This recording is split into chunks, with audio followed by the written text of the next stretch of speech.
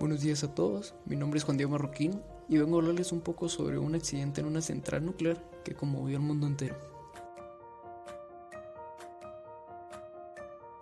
El 26 de abril de 1986 se produjo el peor accidente nuclear de la historia en el actual norte de Ucrania, cuando un reactor de una central nuclear explotó y ardió.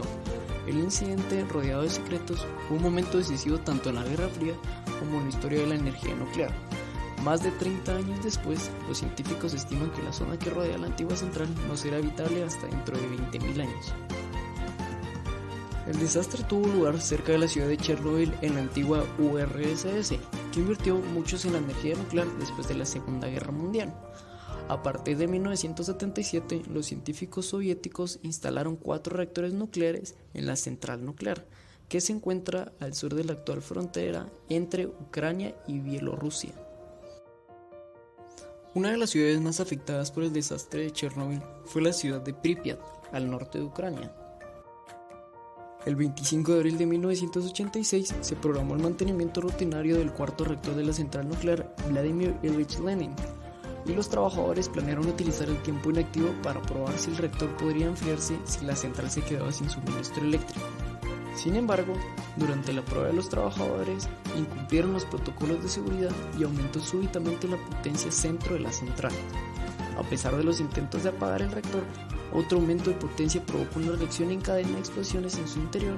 Finalmente, el núcleo del reactor quedó expuesto y expulsó la materia radiactiva hacia la atmósfera. Los bomberos intentaron apagar una serie de incendios en la central, y en última instancia los helicópteros tiraron arena y otros materiales en un intento de sofocar las llamas y contener la contaminación. A pesar de la muerte de 2 personas en las explosiones, la hospitalización de los trabajadores y los bomberos y el peligro de la lluvia radiactiva y el fuego, no se evacuó a nadie de las zonas circundantes, ni siquiera la cercana ciudad de Pripyat, construida en los 70 para albergar a los trabajadores de la central, hasta 36 horas después del comienzo del desastre. La divulgación del accidente nuclear se consideró un riesgo político significativo, pero para entonces ya era demasiado tarde. El colapso ya había propagado la radiación hasta Suecia, donde las autoridades de otra central nuclear empezaron a preguntarse qué estaba ocurriendo en la URSS.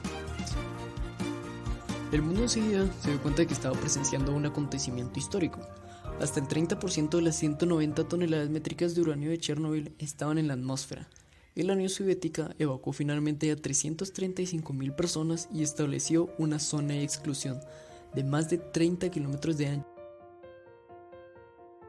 En un principio fallecieron 28 personas por el accidente y más de 100 resultaron heridas.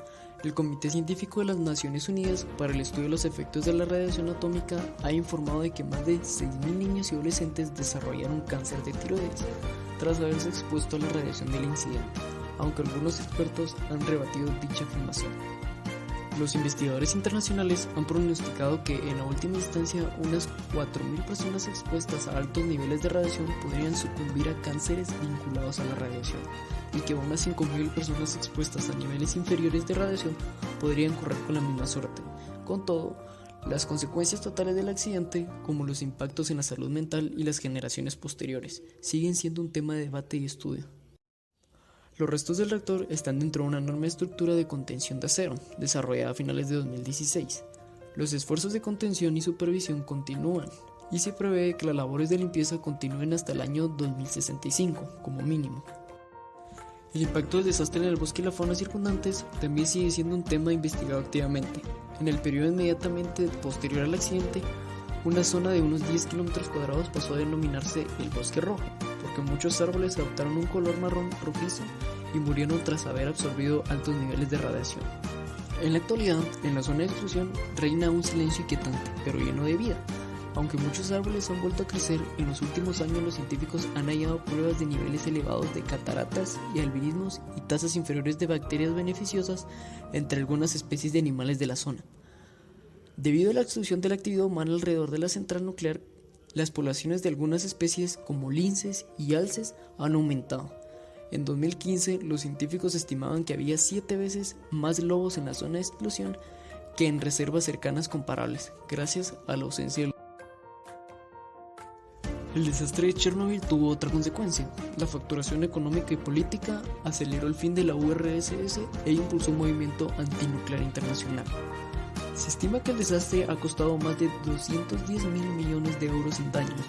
La actual Bielorrusia perdió casi una quinta parte de su terreno agrícola, ya que el accidente contaminó el 23% de su territorio.